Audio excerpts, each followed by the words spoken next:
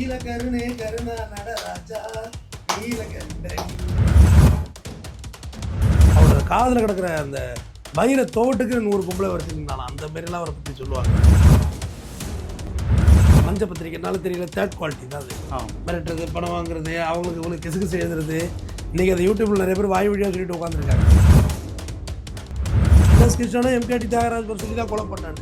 Approval அதை வச்சு approval சாட்சியை வச்சு இவங்களுக்கு பனிஷ் கொடுக்குறாங்க. அப்போ சுப்ரீம் கோர்ட்லாம் கிடையாது. ஆனால் சுப்ரீம் கோர்ட்டுக்கு நிகரான கோர்ட்டு லண்டன் பிரிவு கோர்ட். அங்கே போகிறாங்க. தன்னோட ஒட்டுமொத்த சொத்துக்களை எல்லாம் தங்கத்தட்டில் சோறு தின்றவர் என்எஸ் கிருஷ்ணன். தங்க டம்ளரில் டீ குடித்தவர் எம்கேடி தியாகராஜன். வளமையை பார்த்து கருத்து சுதந்திரம், தனி மனித விமர்சனம் வந்து கருத்து சுதந்திரம் கிடையாது. உன்னை பற்றியோ, உன் மதத்தை பற்றியோ, உன்னுடைய முகம், உன்னுடைய நிறம், உன்னுடைய ஜாதி, இதெல்லாம் கிரிட்டிசிசம் இருக்குது. கருத்து சுதந்திரமாக சம்மந்தமே இருக்காது. 3 எழுத்து நடிகை 2 எழுத்து நடிகரோட ஓட்டம், தனியாக அறையில் மாட்டல். ஆனால் அதுதான் விரும்பி இன்னைக்கு பார்க்குறாங்க.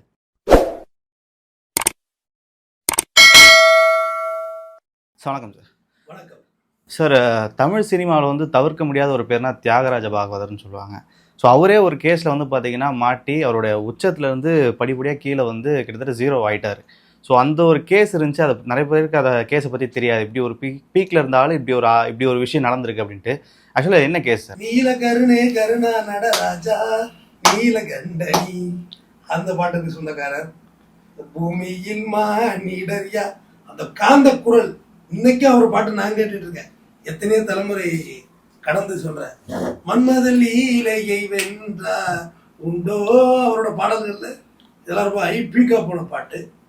அதாவது அன்னைக்கு லட்சுமிகாந்தன், நீ பல யூடியூப் சேனல்ஸ் வந்து பிளாக்மெயில் சேனலிசம் பண்றாங்க பாருங்க, அதை பத்தி போட்டு விட்டுருவோம், இதை பத்தி போட்டு விட்டுருவோன்ட்டு ஓடிக்கிட்டு இருக்குல்ல, அந்த வேலையை அன்னைக்கே பார்த்துருக்காரு லட்சுமிகாந்தன். அவர் பேரு சினிமா தூதுன்னு ஒரு பத்திரிகை வச்சிருக்காரு. ஆனா அது பேரு மஞ்ச பத்திரிகை. ஓகே. கிட்டத்தட்ட 1940 காலங்களில் நான் சொல்லிட்டு இருக்கேன். 40-45 காலங்கள்ல வச்சுக்கிட்டு எல்லாரையும் போட்டு எழுதுறது. இவங்க அவங்கள வச்சிருக்காங்க, அவங்க இவங்கள வச்சிருக்கிறாங்க, இவங்க தண்ணி இல்லாமல் தூங்க மாட்டாங்க. அப்படி ஒரு மாபெரும் கலைஞராக பாடியவர்கள். பாகவதருடைய அழகுக்கெல்லாம் இன்றைக்கும் தமிழ் சினிமாவில் யாருமே வரலை. அந்த அளவுக்கு பியூட்டிஃபுல்லாக அவரோட காதில் கிடக்கிற அந்த பயிரை தோட்டுக்கு 100 பொம்பளை வரிசையில் இருந்தாலும் அந்த மாரிலாம் அவரை பற்றி சொல்லுவாங்க. அவ்வளோ ஒரு ஃபேமஸாக இருந்தவர். ஒரே இடங்களில் 10 படம் 20 படம்லாம் அப்பாயின்மெண்ட் கொடுத்தாரு. இந்த மஞ்ச பத்திரிக்கைன்னு சொன்னேன் இல்லையா, சினிமா தூது, அது யாருன்னா லட்சுமிகாந்தன். அவரோட வேலை என்ன பார்த்தீங்கன்னா, எல்லாரை பற்றி மிரட்டுறது. நாளைக்கு உன்னை பற்றி இதை எழுத போகிற அப்படின்னு சொல்லி பிளாக்மெயில் பண்ணுறது. மஞ்ச பத்திரிக்கைனால தெரியல, தேர்ட் குவாலிட்டி தான் அது. மிரட்டுறது, பணம் வாங்குறது, அவங்களுக்கு இவங்களுக்கு கிசுகிசு எழுதுறது. இன்றைக்கி அதை யூடியூப்பில் நிறைய பேர் வாய் வழியாக சொல்லிட்டு உட்காந்துருக்காங்க. இந்த வேலையை அவர் அப்பயே பார்த்துட்ருக்காரு. நிறைய எதிர்ப்புகள் சினிமா துறையில் உள்ளவங்களை பற்றி எழுதி அப்புறமா இது ஒரு வாட்டி கோர்ட்டில் கேஸ் போட்டு இந்த சினிமா தூது பத்திரிக்கை நிப்பாட்டுக்குன்னு சொல்லி நின்று போச்சு. இவர் என்ன பண்ணிட்டாரு, இதை தானே நிப்பாட்டினா நம்ம எப்படி இன்னொரு ஐடி ஓப்பன் பண்ணுறோம், அதேமாரி இந்து நேசன்னு சொல்லி ஒரு பத்திரிக்கை ஆரம்பிச்சு கட்டுக்கடங்காமல் எழுத ஆரம்பிச்சிட்டாரு. இதோட மோசமாக பாட்டு மோசடியா என்எஸ் கிருஷ்ணனையும் எம்கேடி தியாகராஜ். என்எஸ் கிருஷ்ணன் அவர் வந்து இந்தியாவின் சார்லி சாப்ளின் சொன்னாங்க. அவர் பொண்டாட்டி மதுரம் நடித்தார். படம் அப்படி ஒரு கிட்ட. என்எஸ் கிருஷ்ணன் நான் அறிவார்ந்த விட்டுகளை சொல்கிறவர். இப்படி நல்ல காலகட்டங்களில் போயிட்டுருக்குது. இந்தநேசனோட கிசுகிசு எழுத அப்பையிலேருந்து கிசுகிசுக்கு ஒரு பெரிய ரசிகர்கள் இருந்திருக்காங்க. பத்திரிக்கை பயங்கரம் விற்றுருக்கு. தனியாக ப்ரெஸ்ஸே அச்சே போட்டுட்ருக்காரு. அச்சகமே தனியாக அந்த லெவலுக்கு வருமானம் வந்துட்டுருக்கு. அப்புறம் 1 டே ஃபைன். இவர் என்ன செய்கிறாரு, 1944 8/11 தேதிக்கு இப்போ வந்து அவருடைய நண்பர் காலைல 10 மணிக்கு வேப்பேரி பக்கத்தில் அட்வொகேட் நற்குணத்தை போய் பார்க்க போகிறாரு. அப்போது சைக்கிள் ரிக்ஷாவில் பார்த்துட்டு வர்றாரு. புரசவாக்கத்தில் ஜெனரல் ஹார்லிக்ஸ் அந்த ரோட்டில் வர்றாரு. ஹார்லிங்ஸ் ரோட்டில் வரக்குள்ள 4-5 பேர் சைடில் பூந்து இவரை அடித்து கத்தியால் ஒருத்தர் குத்திடுறாங்க. பஞ்ச் ஆனோன்னே அந்த ரிச்சாக்காரன் என்ன போட்டு ஓட்டான். இவர் என்ன செய்யறாரு, அந்த குடல்லாம் எடுத்து பிடிச்சிக்கிட்டு. ஆனால் என்ன அப்போ பார்த்துக்க அந்த லட்சுமிகாந்தனுக்கு எவ்வளோ வலிமை இருந்திருக்கும் மனதளவுலன்னு. குடல்லாம் அள்ளி பிடிச்சிக்கிட்டு நேராக அட்வொகேட் நற்குண வீட்டுக்கு போயிருக்கிறார்.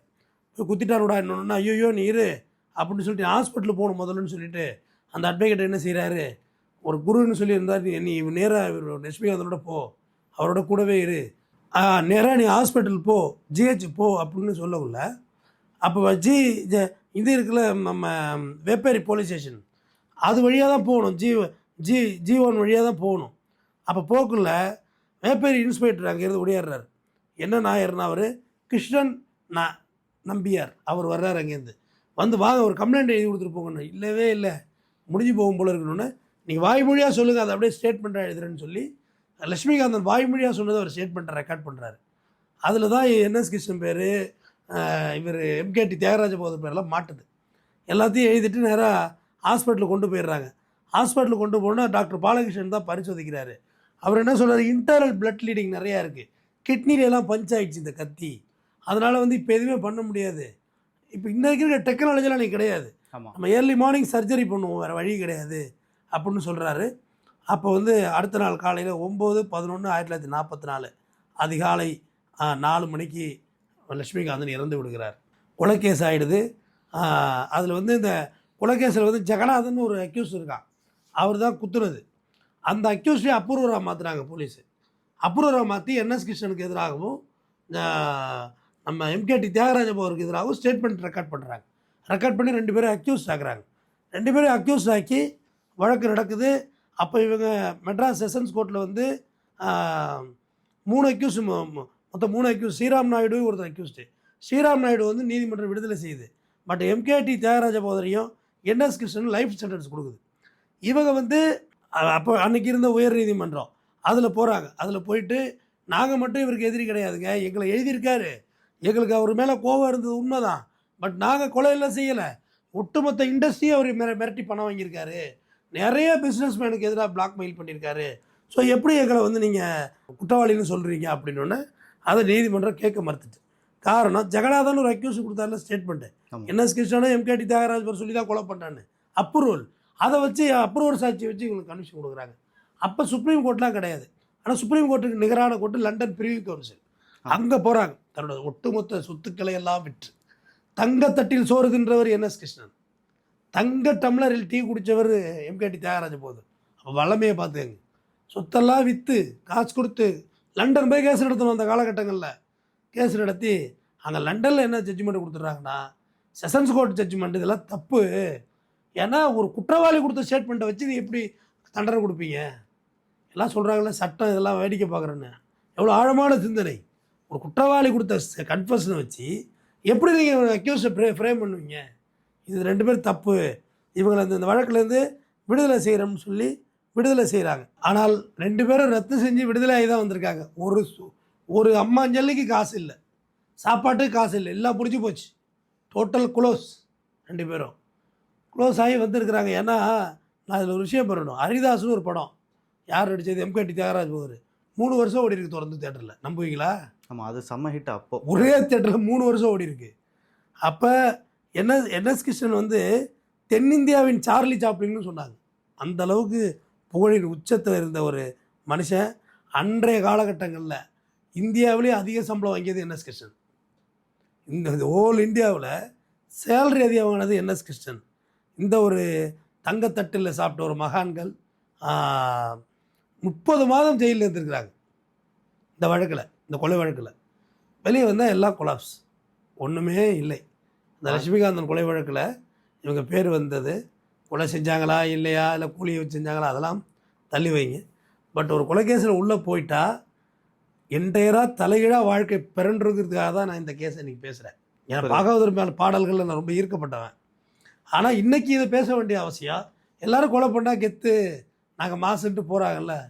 ஆனால் இந்த தலைகீழாக போணுச்சுன்னு வச்சுக்கோங்க, செல்வாக்கு மிக்கவர்களுக்கு இந்த நிலைமை. அன்றைக்கி இருந்த பிரிட்டிஷ்காரன்ட்டு நேரடியாக பேசக்கூடிய இடத்துல உள்ளவருங்க.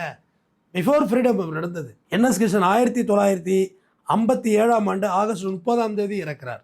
எம்கேடி தியாகராஜ பகவதர் நவம்பர் 1 1959 இறக்கிறார். 49 வயசில் இறந்து போகிறாரு எம்கேடி தியாகராஜ பகவதர். 50 வயசு கூட ரீச் ஆகலை, 49 இறந்து போகிறார். கொலை இதெல்லாம் வந்து பூமரங், நம்ம வாழ்க்கை அப்படியே தலைகுப்புற போயிடும். ஆனால் இன்றைக்கி இது நடக்குதானா, நடந்துக்கிட்டு தான் இருக்குது. இன்றைக்கும் பிளாக்மெயில் ஜேர்னலிஸ்டாக நடந்துக்கிட்டு தான் இருக்குது. நிறைய நடக்குது. ஆக்சுவலாக வந்து பார்த்திங்கன்னா இப்போ கிரிட்டிசைஸ் பண்ணி பேசுகிறது அப்படின்னு சொல்லி பண்ணிகிட்ருக்காங்க.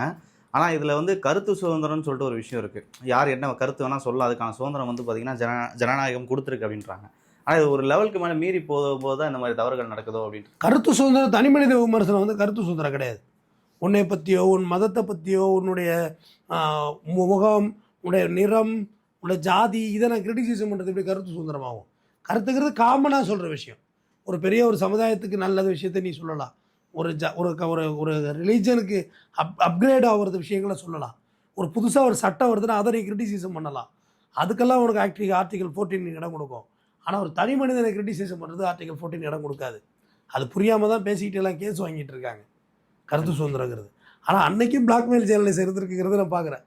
மஞ்ச பத்திரிக்கை கண்டிப்பாக இன்றைக்கி நடுப்பக்க நக்கின்னு சொல்லி பத்திரிகைகள் வந்துக்கிட்டு தானே இருக்கு. ஆமாம். யாரை பற்றி வேணுமோ சம்மந்தமே இருக்காது. 3 எழுத்து நடிகை 2 எழுத்து நடிகரோட ஓட்டம், தனியாக அறையில் மாட்டல். ஆனால் அதை தான் விரும்பி இன்றைக்கி பார்க்குறாங்க. இப்போ இந்த வீடியோ எவ்வளோ போகணும்னா எனக்கு தெரியாது. ஆனால் இதே உட்காந்து ஒரு 10 நிமிஷம் டிக்டாக் அலைகளை பற்றி பேசியிருந்தேன்னு வச்சுக்க, பிச்சுக்கிட்டு போவோம். நல்ல விஷயம். நான் பாலம் கல்யாண சுந்தர ஐயாவை பற்றி பேசினேன். 3000 பேர் கூட பார்க்கல. அப்போ சரி, அந்த 3000 பேர் தான் நம்மளுடைய நிஜமான ஒரு விரும்புகிறாங்க போல இருக்குது அப்படின்னு நினச்சிட்டேன். வேறு என்ன பண்ணுறது? ஸோ நிறைய விஷயங்கள் எங்களோட பகிர்ந்துக்கிட்டீங்க. உங்கள் நேரத்துக்கு ரொம்ப நன்றி.